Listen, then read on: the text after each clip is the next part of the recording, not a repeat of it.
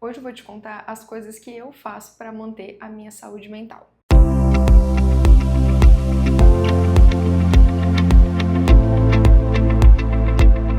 E hoje eu vou te contar algumas coisas que eu coloquei na minha vida, hábitos de saúde mental que fazem bem e fazem sentido para mim, que não são esses que a gente está acostumado a ver em todo canto, fazer exercício físico, leitura e tal. Não, não as dicas bonitinhas, as dicas reais que eu aprendi através do meu autoconhecimento e depois de sofrer bastante também. A primeira delas é uma coisa muito interessante e que deveria existir em todo o processo de terapia, né? Eu sou psicóloga, também já fiz muita terapia na minha vida, tenho as minhas dificuldades também, e é simplesmente se ofereça aquilo que você espera das outras pessoas.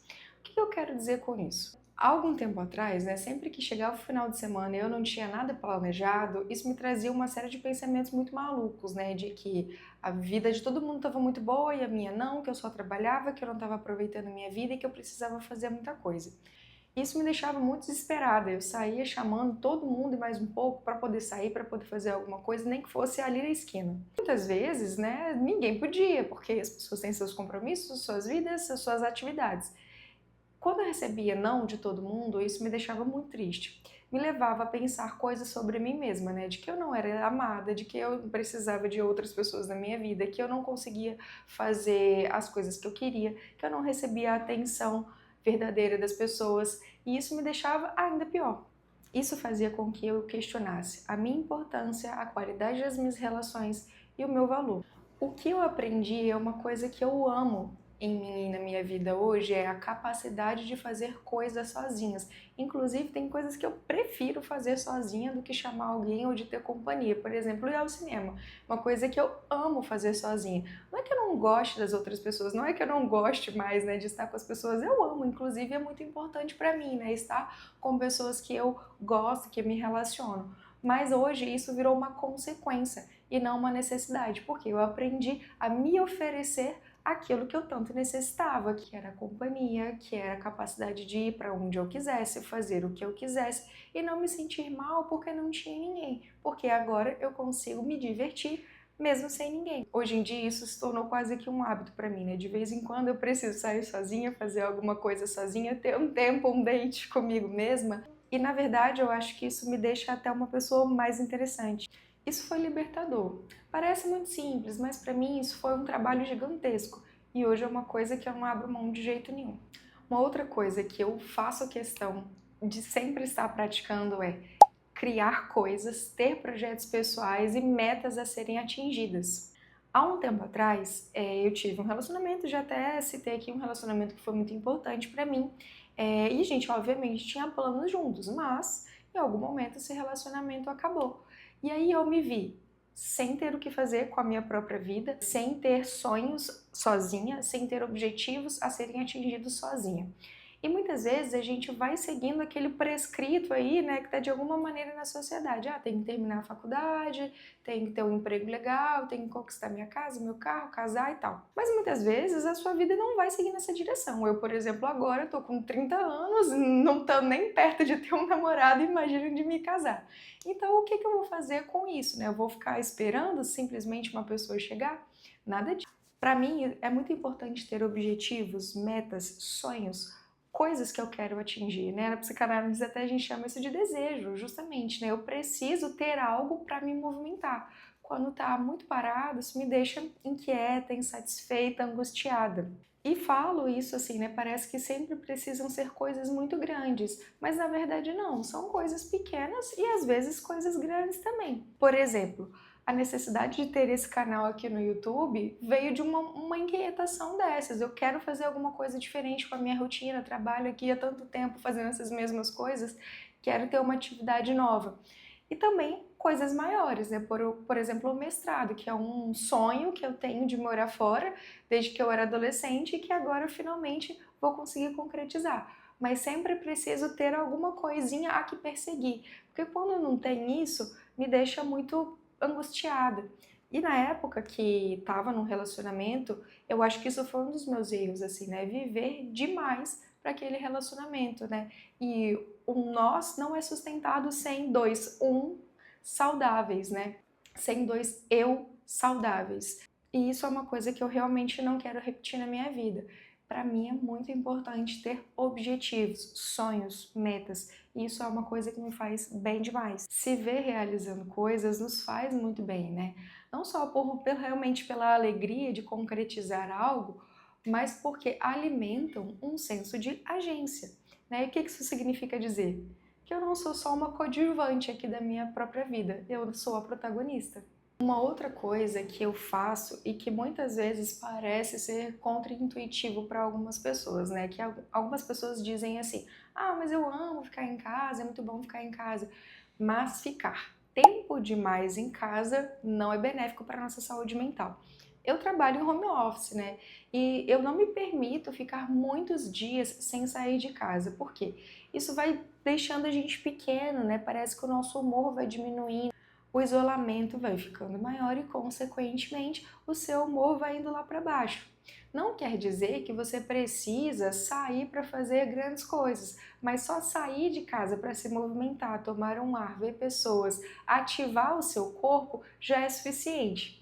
Eu brinco que quando eu estou muito tempo dentro de casa, sem sair, sem ver ninguém, eu começo a entrar no estado de glosma. O que é glosma? É ficar molenga, sem vontade de nada, desanimada. O nosso corpo, o nosso cérebro precisa desse movimento para que a gente se sinta melhor. Isso, na verdade, faz uma ativação comportamental que nos ajuda muito com o nosso bom humor.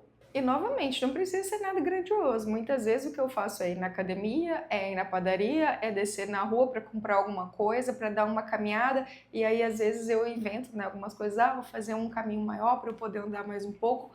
Mas justamente porque a gente precisa estar em contato com o mundo para se lembrar que faz parte dele. A gente precisa de movimento para que o nosso humor fique mais estável.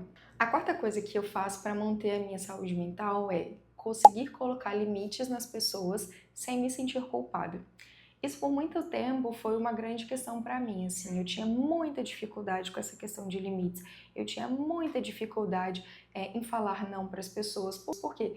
Isso me levava a pensamentos muito ruins, de rejeição, de que a pessoa ia ficar frustrada, que a gente ia ter uma briga. E isso me levava a tolerar situações que eu não deveria. Muitas vezes, né, eu fui realmente prejudicada, eu passei por situações muito tristes que hoje eu fico lembrando e fico, né, às vezes até com raiva de mim mesma por ter me permitido passar por aquilo e fico pensando assim, como poderia ter sido diferente se eu tivesse me posicionado diferente. Hoje é uma coisa que eu não me permito, né? Deixar que alguém ultrapasse um limite meu, não garantir os meus direitos pessoais, não me validar diante de uma pessoa. Tudo isso vem de uma habilidade de conseguir colocar limites nas pessoas sem se sentir culpado. E aí, quando você tem essa dificuldade de colocar limites nas pessoas, uma tendência que acontece é que você sempre vai aguentando, né? Vai guardando, engolindo, e aí no momento em que você decide falar, você estoura. Né? E aí você realmente às vezes até é agressiva mesmo, né? E aí passa a sensação de que, nossa, olha como fulano é estourado, mas na verdade porque a outra pessoa não percebeu que lá no fundo você estava guardando muita coisa que você não tinha que ter guardado. Eu me lembro de uma situação que foi muito triste para mim, que uma amiga me deixou numa situação muito desconfortável e continuava ali, né, me botando cada vez mais para baixo. Amiga, isso me deixou tão mal, tão mal, tão mal. Eu sabia que aquilo estava errado, mas eu não conseguia me posicionar. Era uma pessoa um pouco mais agressiva, que manipulava mais a situação, e eu não conseguia me posicionar. E aí, quando eu me posicionava, eu fazia desse jeito, de um tom de agressividade, de um tom de explosão. E aí, realmente não recebia a devolutiva que eu precisava. Recebia, na verdade, o contrário, como se eu tivesse me saído como uma pessoa agressiva. E é muito interessante, né, que a gente sempre sabe quando uma situação está errada, a gente sempre sabe quando aquilo não está te favorecendo, mas muitas vezes, mesmo seus sentimentos te dizendo isso, você não consegue falar. Por quê? Medo da rejeição, medo do abandono, medo de criar conflitos, medo de se impor, medo de frustrar a outra pessoa. Tudo isso faz com que você permita que as outras passem por cima de você. Isso é uma coisa que eu aprendi que é valiosíssima, que eu levo pra mim e treino diariamente, porque isso não é uma coisa que você aprende e acabou. Até hoje, assim, né, existem pessoas que às vezes são mais agressivas que eu me vejo com dificuldade de me posicionar, mas é uma coisa que eu faço mesmo com dificuldade. Isso é uma coisa que a gente precisa continuar sempre praticando. Não é ser agressiva, não é ser passiva, é sempre o caminho do meio à assertividade. A última coisa é algo que parece ser muito simples, mas que é essencial. É ter consciência das coisas que eu gosto de fazer e colocar no meu dia a dia.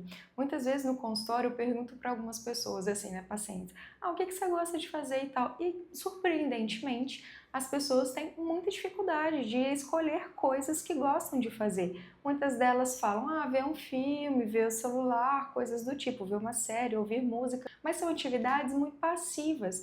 Então é interessante que a gente sempre tenha em mente coisas que você gosta de fazer, coisas que são ativas e que a gente consiga colocar no nosso dia a dia. As crianças brincam, né? As crianças têm muita consciência daquilo que elas gostam de fazer. E depois que a gente vai ficando adulto, a gente entra no mercado do trabalho e só pensa nisso, trabalhar, estudar, cuidar de casa e tal. E perde muito desse lúdico, né? Às vezes os homens conseguem manter mais isso no dia a dia, né? Vão pro futebol, jogam videogame, mas as mulheres têm uma tendência de deixar isso muito de lado. Isso é essencial. Por exemplo, fazer alguma atividade que seja única e exclusivamente para o seu prazer. Não precisa ser aquela coisa, né, diária, porque sim, a gente tem muita coisa para fazer, às vezes não dá nem tempo. Mas de vez em quando, no final de semana ou a cada 15 dias, tirar uma hora que seja para fazer aquilo que você gosta. Eu, por exemplo, gosto muito de cozinhar, então de vez em quando eu vou testar uma receita nova, eu compro um livro de receitas, eu assisto aulas sobre isso, porque é uma coisa que me faz bem e eu tento colocar ali no meu dia a dia de alguma maneira. Ter consciência daquilo que nos faz bem é uma habilidade e não um dado. Então isso você precisa realmente colocar com constância no seu dia a dia. Isso tudo que eu fui citando para vocês foi um trabalho de autoconhecimento realmente, daquilo que eu conheço que me faz bem, daquilo que eu entendo depois de muita terapia, muito trabalho, e aí sim conseguir colocar isso no meu dia a dia. Nenhuma dessas coisas que me aconteceu foi do nada, né? Foi de uma hora para outra. Algumas coisas eu já tinha um certo conhecimento, mas outras foram aparecendo depois de muita terapia, muito trabalho de autoconhecimento, depois de muito errar, muito sofrer e conseguir ir acertando. Mas mais do que conhecer sobre aquilo que te faz bem, é conseguir ter a habilidade de colocar realmente no seu dia a dia e praticar isso. Cuidar de saúde mental não é seguir uma lista de tarefas e atividades a serem feitas, mas é uma prática de autoconhecimento e de sinceridade, honestidade consigo mesmo. É honestamente se conhecer, ir atrás e praticar aquilo que você precisa, mesmo que seja difícil, mesmo que na hora possa parecer não fazer sentido, mas é passinho por passinho, dia após dia, tentativa por tentativa, que você vai colher os resultados, mesmo quando você acha que não merece. Se você também está nesse processo, me conta nos comentários o que você está aprendendo com você mesma. Beijo!